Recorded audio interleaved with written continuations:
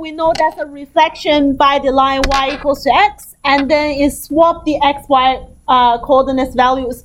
For example, we have a point 1, 2, then you have another point on the inverse function 2, 1. So it's swapping the xy values. So it's a symmetrical point about the line y equals to x. So this is a symmetrical graph.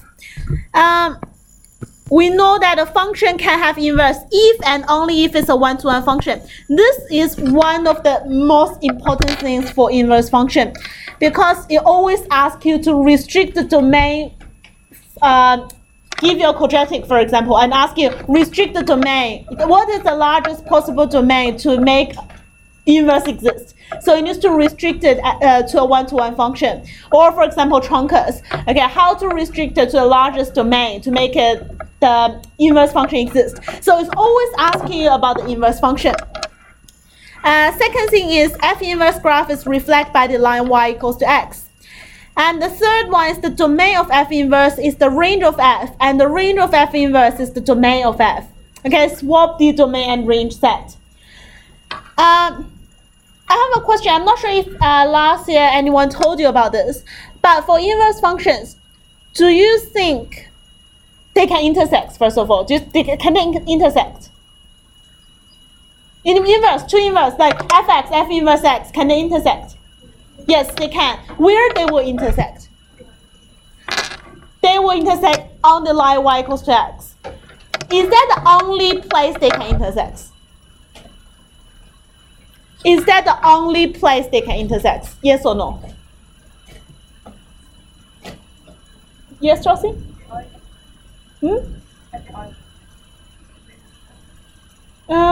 There will be a special case it can go for that. Like, I'll just show you one example. It's not like answer is no. Okay, it's not going to always intersect at the line y equals to x. Like 99% of the time for the exam, you will only intersect there. But there will be a really special case. Like last year, one of the trial paper intersects at 3 points. Okay, 1 point is on the line y equals x. The other two is not there. Why is not there? Let's think about f of x. If for f of x, I have 2 points on the f of x. Let's have 2, 5 and 5, 2 on f of x. Okay, on this graph, I have 2, 5 and 5, 2 already. Okay, on the f inverse x, what that point will become? 2, 5 become 5, 2. And 5, 2 become? Can you see they intersect as well? If they already have symmetrical points about y equals to x on the original graph, after you swap the xy, they will still intersect there. If they already got like the symmetrical point about y equals to x. So that's just one of the example. If I have points 2, 5 and 5, 2 on fx, then if we swap the value, those two values must be on the inverse as well. So we have those two coordinates both on the inverse and the fx. So they intersect. Okay, they intersect not on the line y equals to x. So 99% of the time, if there's only one intersection, yes, definitely intersects on the line y equals to x. But if there will be 3 or 5 intersections, those two will intersect like outside that y equals to x. But not necessarily always, but like there will be cases like this. Okay, this is an extreme case. If you try the practice paper end of the year, like 2017, I think it's the MAV paper, the last page is talk about inverse function intersections. Don't be surprised, because a lot of teachers will only say only intersects on the line y equals to x. It's not only. Okay, it's not only. Yes, most of the time, if there's one intersection, it must be that point. But if there's multiple intersections, other points may exist outside that line. Okay, it's not on that line. So that's the important thing. Year 11 is not going to go through that with you, but year 12 you need to know that in case exam come up and ask you to solve for that. So that's the intersection problem. And the next one is how to find the rule for inverse. Okay, I would suggest just go through 6 steps when you find the inverse. Okay, find the 6 steps when you find the inverse. First of all, you need to state the domain of f. Okay, we'll say domain of f is that. And second is range of f is that. Okay, first step, state the domain and just write it out. Second, state the range. Range of f is that. Number 3 is swap the xy values. So fy equals to x. Okay, swap the xy values. And the next one, number 4, is rearrange. So make y to be the subject, y equals to some x. They are all easy, okay? They are very regular steps. Number 5 is state the domain of f inverse. That is the step number 2. Okay, this is the step number 2. You just copy whatever you have from step number 2. Because domain of f inverse is the same as the range of f. The last step is not necessary for most of the time, but it will help us to decide between rules. Do you remember, like, if you find the inverse for quadratic, you will have plus minus of square root. Okay, so you need to decide whether I will take the plus or we take the minus. Therefore, we need the range to help us. Okay, so we need to find the range of f inverse. That is the same as the domain of f. That's back to number 1. And then, if necessary, we want to go back to step number 4.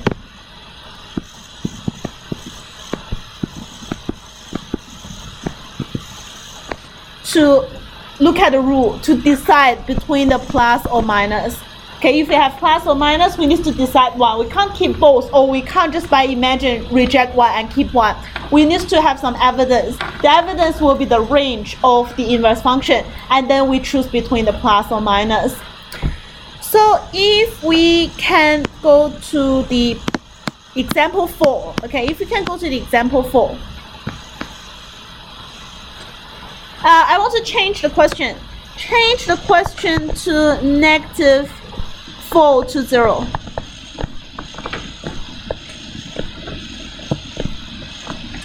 Change the domain to -4, 0 because I want to show you one thing. I don't want always positive. So choose it to -4 to 0, and I need to change the scale a little bit as well.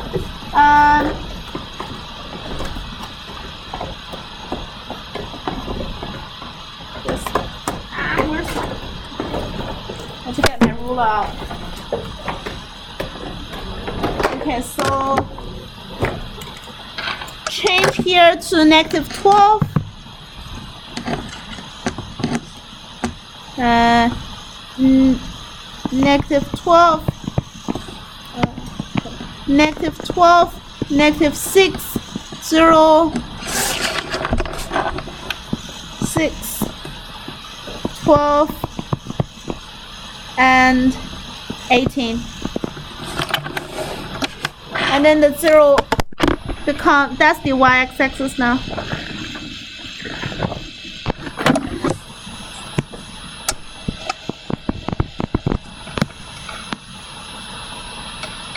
Okay, let's have a look at the question fx. Okay, the function fx, x minus 1 squared plus 4.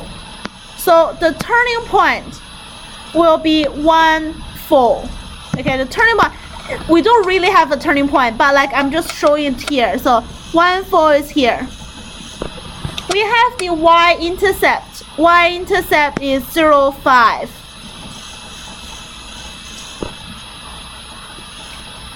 Okay, the endpoints. Endpoints, we have -4 as well. So f -4 equals to -4 minus 1 squared plus 4. That equals to 29. Minus 5 squared, 25, plus 4 is 29. So we have -4 and 29. So -4, 29 is here. So if we can sketch the full graph, that should look like this. Okay, somehow like that. But we only have domain -4 to 0, so we don't have this part of the graph. So we don't have the turning point either. So the point should be 0, 5 and -4, 29.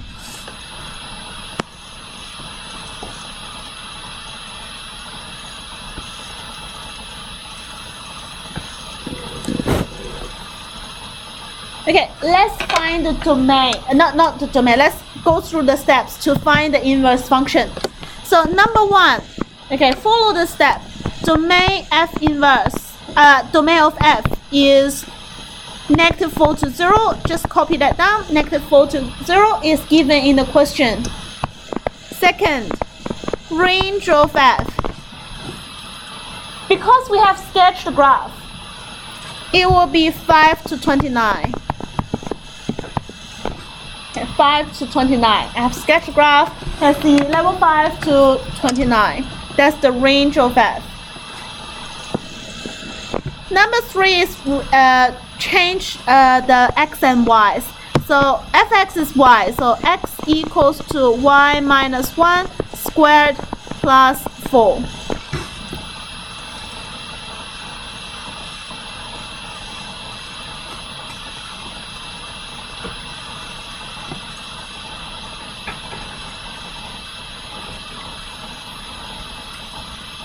Number 4 is rearrange it.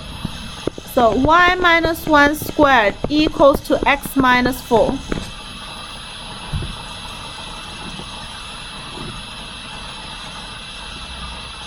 What's the next step? What y minus 1 equals to?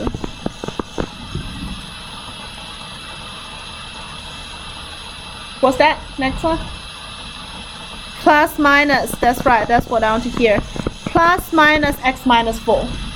I don't know whether it's plus or minus yet. Oh, well, I can't take both. Definitely I can't take both. But you need to write it down at this step.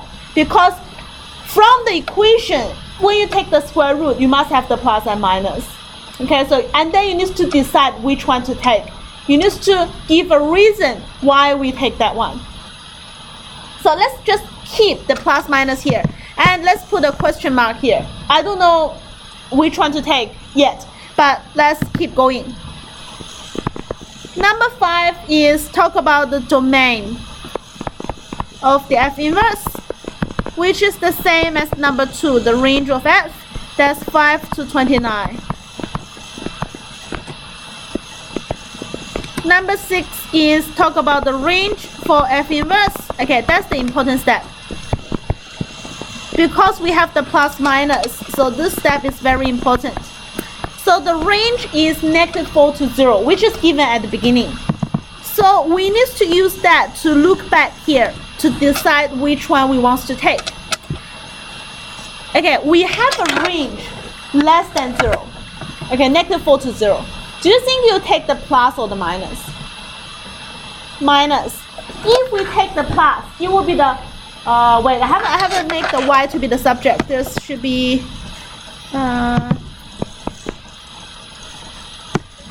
no space.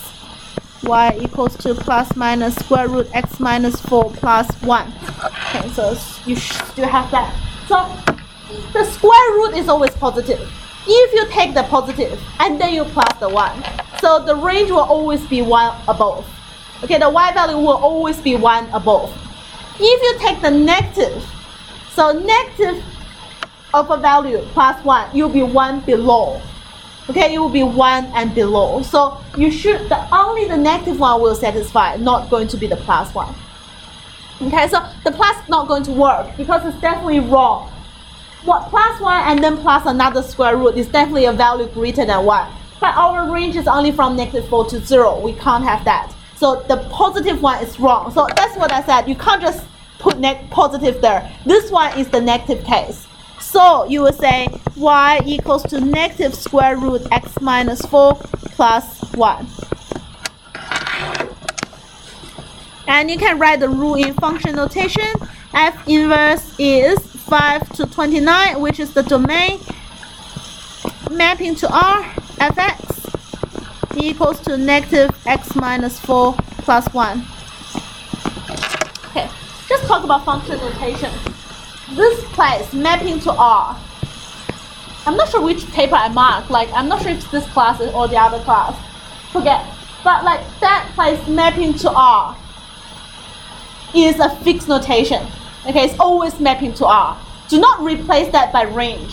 Okay, it's not a place to put range there. Because I see one paper is domain mapping to range and comma fx is It's all good, okay? I understand what you're trying to do, but this place is not a place to put the range there. It's just a fixed notation. It's just mapping to R, okay? So do not change that. Yes, here's the domain, but here is fixing. So that's the F inverse, and that's how we decide. That's how we decide whether we take the positive or the negative of a square root. So don't have much to talk about for the inverse function. When you find intersections, as I said, 99% of the time when you find intersection, let's say we have y equals to fx. We have y equals to f inverse x. Okay, and you know they intersect once only. Okay, they intersect once only. So do not try to solve. I just can't remember which year is that question. It's very interesting actually. I'm trying to solve the intersection. It's a VCA paper. I'm trying to solve two intersections between fx and f inverse x. And then I put that into the calculator, and the calculator worked such a long time and then refused to give me an answer because the question is too complicated. But think about another way. Let's say it's the intersection between two original and inverse function. What's the other line that also intersects? If there's only one intersection, y equals to x. There's a third line that also intersects, which is y equals to x. So it's actually the intersection between three lines, not two lines. So instead of finding the intersection between those two lines, we can just choose one easy equation and put y equals to x there to solve them simultaneously. You just want to solve out the point x equals to y for that point. So you can solve those two, or the top and the bottom one together, which simplify the difficulty level for the calculator, and you will find the answer.